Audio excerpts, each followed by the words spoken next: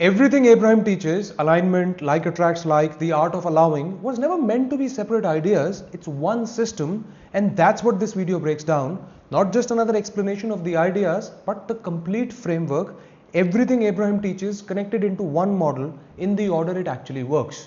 And it starts with one question: what are your emotions actually for? Now, most of us grow up believing something simple: life happens first, our emotions happen second. Someone compliments us, we feel happy. Someone criticizes us, we feel hurt. Something goes wrong, we feel frustrated. In other words, our emotions seem like reactions, almost like life pushes buttons inside us.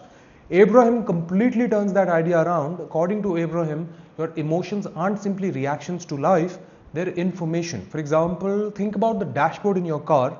Imagine you're driving down the highway. Suddenly, a small light appears on the dashboard telling you that your fuel is getting low. Would you become angry at that light, or would you cover it with tape so you didn't have to see it? Of course not, right? Because the light isn't causing the problem, it's reporting something. Its job isn't to judge you, its job is to simply tell you what's happening. Abraham says your emotions work in the exact same way. They aren't there to punish you, they aren't there to reward you. They're constantly giving you feedback every moment about something happening underneath your experience. Now, naturally, that raises a question: feedback about what? Because if emotions are signals, there has to be something they're measuring. That brings us to one of Abraham's biggest ideas: alignment. By the way, what I'm sharing isn't just theory, it's what took me from being a lawyer to starting my own companies, making six figures in my mid-20s, and later negotiating multi-million-dollar deals. Now, you've probably heard many times people say that I'm trying to get into alignment or I'm feeling out of alignment, but what does that actually mean? Abraham says every thought you think points in one of two directions. Either it's moving you closer to what you genuinely want, or it's moving you further away from it. Your emotions, they simply report which direction you're currently facing. For example, imagine you're using GPS and you type in your destination. As long as you're driving toward it, everything stays quiet. But the moment you take a wrong turn, the GPS immediately lets you know. Not because it's angry, not because you failed, simply because you're no longer moving in the direction you chose. Abraham believes emotions work much the same way. Joy, love, enthusiasm, appreciation, these are signals that your current thinking is aligned with what you truly want. Frustration, anger, fear, discouragement, they are signals that your thoughts are pulling in a different direction. Notice something very important: the emotion isn't the destination, it's the indicator. Just like the GPS isn't the journey, it's simply telling you where you are relative to where you are trying to go. This is one of the biggest misunderstandings people have about Abraham's work. They think it's asking people to chase happiness all day as though happiness itself is the goal. That's not really the model. The goal isn't the emotion is the feedback. It's telling you something about your current relationship with your own thoughts. And once you understand that, another question naturally appears: that if emotions are only indicators, then what exactly are they indicating? What is it underneath our thoughts that's actually shaping up our experience? Abraham's answer is vibration. Now, this is usually the point where people become skeptical, because vibration can sound like a mysterious thing, almost like you're talking about something invisible that nobody can define. But Abraham uses the word in a surprisingly practical way. For example, imagine walking into a room where everyone has been arguing for the last hour. Nobody says a word to you, nobody explains what happened, yet within a few seconds you can almost feel the atmosphere. Like something feels tense, heavy, uncomfortable. And now imagine walking into another room where close friends have been laughing together for all evening. Again, nobody explains anything, but the feeling is completely different. The room has a different tone, a different quality. Abraham says every person carries something similar, not because of one passing thought, but because of the overall pattern of thoughts and feelings they've been practicing over time. That is what is meant by vibration. Not one moment, not one emotion, not one visualization, the overall direction your inner life has been moving. Think about someone who spent years expecting opportunities. They naturally notice possibilities, they speak differently, they make different decisions, they even interpret situations differently. But if you think about someone who spent years expecting disappointment, the outside world might present the exact same opportunity, but they experience it completely differently. One notices possibility, the other notices reasons it won't work.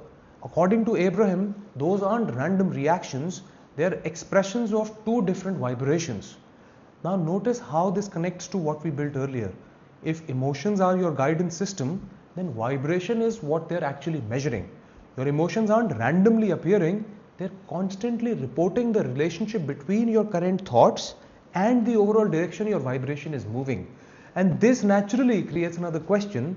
And by the way, if you're finding this valuable, I've done a similar breakdown for Joe Dispenza and Neville Goddard too, connecting their entire teachings into one model like we're doing here. I will add the link in the description down below. It's worth checking out after this one. Now back to Abraham. The question that naturally emerges is, if your emotions are constantly giving you feedback and your vibration is what they're pointing toward, how do you actually know where you are? Because most of us don't wake up thinking my vibration feels different today. We simply notice that I feel anxious, or I feel excited, I feel overwhelmed, I feel hopeful. Abraham says that's exactly why your emotions matter so much. They're the easiest place to read what's happening inside of you. This is where they introduce one of the most well-known ideas, the emotional guidance scale. Now it's easy to misunderstand this because people often think that it's simply a list of good emotions and bad emotions, almost like getting a report card every day. That's not how Abraham uses it. Think about like a thermometer. When you look at the temperature outside, the thermometer isn't telling you whether today is a good day or a bad day. It's simply showing you where you are. If it says 5 degrees, it's not criticizing you. If it says 30 degrees, it's not congratulating you. It's simply giving you an accurate reading. Abraham says your emotions work the same way. Each emotional state tells you where your current thinking is leading. Some emotions feel expansive, others feel contracted. Some move you toward what you want, others move you away from it. The scale simply helps you recognize the difference. Near the bottom are emotions like despair, powerlessness, fear, grief. Higher up, you begin to find frustration, overwhelm, impatience. Higher still would be hopefulness, optimism, enthusiasm, appreciation, love, joy. And if you notice something important, the goal isn't to judge yourself for wherever you are. The goal is to simply become aware, because until you know where you are, it's impossible to know which direction you're moving. For example, imagine you're hiking through a forest. The very first thing you do isn't just you start walking randomly. You check where you currently are. Let's say you have a map. You open the map and you see where you are. Only then can you choose the next step. Abraham says emotional awareness works exactly the same way. Your current emotional state isn't your identity, it's your location, and locations can change. Which brings us to one of Abraham's most important ideas, resistance. Now, if vibration is the overall direction of your inner life, what keeps people from changing it? Abraham's answer is very simple: wanting one thing while believing another. For example, imagine you're driving a car, your foot is pressing firmly on the accelerator, but your other foot is pressing the brake. The engine is working, the car wants to move, but something keeps holding it back. The harder you press both pedals, the more strain you create. Abraham says many people live this way emotionally. I want abundance, but people like me never get ahead. I want a relationship, but nobody ever chooses me. I want freedom, but life is always difficult. Notice what's happening. The desire is real, but another thought is pulling just as hard in the opposite direction. That's resistance. And according to Abraham, resistance doesn't stop your desire from existing, it simply stops you from aligning with it. This is why Abraham spends surprisingly little time telling people to want more. They just assume that you're already asking, like every preference you have, every dream, every goal, every frustration is automatically creating new desires. The asking isn't the difficult part. The difficult part is allowing yourself to move in the same direction as what you've already asked for. Now, another question naturally appears is, if resistance is the real issue, how do you actually reduce it? Because most people try something that almost never works. They try to force themselves into positive thinking. For example, imagine you're standing at the bottom of a staircase and someone at the top of the staircase says, just jump all the 10 steps. Technically, the destination is above you, but trying to leap 10 steps at once, it usually ends you with falling back down. Abraham believes emotional movement works the same way. If you're feeling discouraged, trying to force yourself into pure joy, it often feels impossible. Your mind rejects it. Instead, she suggests something much smaller, like reach for a thought that feels only slightly better than the one that you're thinking right now. Not the best feeling thought, just the next better feeling thought. For example, imagine that you're frustrated because the project isn't working.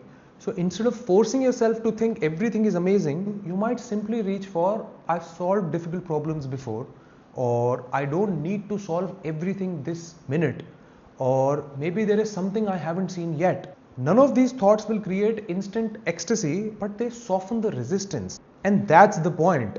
Abraham says emotional movement works exactly the same way. One slightly better thought, then another, then another. Eventually you arrive somewhere that felt impossible when you first began. Notice how different this is from forcing positivity. You're not pretending, you're not denying reality, you're simply choosing a thought that creates a little less resistance than the last one. And over time, those small adjustments, they begin changing the overall direction of your vibration. Which means another question naturally appears, that if you've gradually reduced resistance and your vibration begins changing, what does life actually look like once you stop fighting the process altogether? Because that's where Abraham's final principle takes us, the art of allowing. So what does Abraham actually mean by allowing? And people, when they hear the phrase that allow what you want, and they imagine it means sitting back, doing nothing, and hoping the universe eventually delivers, that's usually not what Abraham is describing. Think about trying to fall asleep. The harder you try, the more awake you often become. You start thinking like, I have to fall asleep, then why am I still awake, then I only have 6 hours left. The effort itself becomes the thing keeping you awake. Eventually, the moment you stop trying so hard, sleep arrives naturally. Not because you made it happen, because you stopped resisting it. Abraham says many desires work in a similar way. It's rarely the desire itself that creates struggle, it's the tension around the desire. The constant checking, the worrying, the wondering when it's coming, the fear that it may never happen, or the need to control every step of the journey. Those thoughts don't strengthen alignment, they create resistance. This is why Abraham says allowing isn't about giving up your desire, it's about letting go of the struggle surrounding it. Imagine planting a seed. Once it's in the ground, you don't dig it up every morning to check whether it's growing. You don't panic because nothing appeared overnight. You continue watering it. You trust the process. The seed grows because the conditions allow it to grow, not because you constantly force it. That's much closer to what Abraham means by allowing. It's trusting the direction you're moving without needing constant proof that it's already worked. Notice something important. Allowing isn't actually the first step. It depends on everything we've built. If you don't understand your emotions, you won't know when you're resisting. If you can't recognize resistance, you won't know what needs to change. If you don't know how to reach for better feeling thoughts, allowing becomes impossible. You simply end up pretending not to care. That's not allowing, that's avoidance. Real allowing happens after you've gradually reduced resistance. It's the natural result, not another technique. That's why I started this channel, because most people already have the information. What they're missing is a practical way to actually apply it and get results. Now let's zoom out and forget the individual principles for a moment, and let's rebuild Abraham's entire model as one continuous story. For example, imagine trying to learn how to ride a bicycle as a kid. Your destination is the other end of the driveway. Your sense of balance is like your emotions. It's telling you every second whether you're steady or you're about to fall, whether you're wobbly and tense or loose and relaxed. That's your vibration. The pattern you're in overall, not just one wobble. The emotional guidance scale is you just noticing which one you are right now. Resistance is gripping the handlebars too tight because you're scared of falling, which is exactly what makes you wobble more. Reaching for a better feeling thought is like loosening your grip a little bit at a time until the wobbling settles down. And allowing is the moment you let go of the tension completely and the bike just balances on its own. So what does this actually look like day to day? And Abraham's own answer is simpler than people expect. Notice how you feel then reach for a thought that feels a little bit better than the one you're currently thinking. Not the best possible thought, just the next one up. That's Abraham's model, not 6 teachings, one mechanism. And if you want a similar breakdown for Joe Dispenza and Neville Goddard, I've done it for both. Links are in the description and on your screen, and I'll see you there.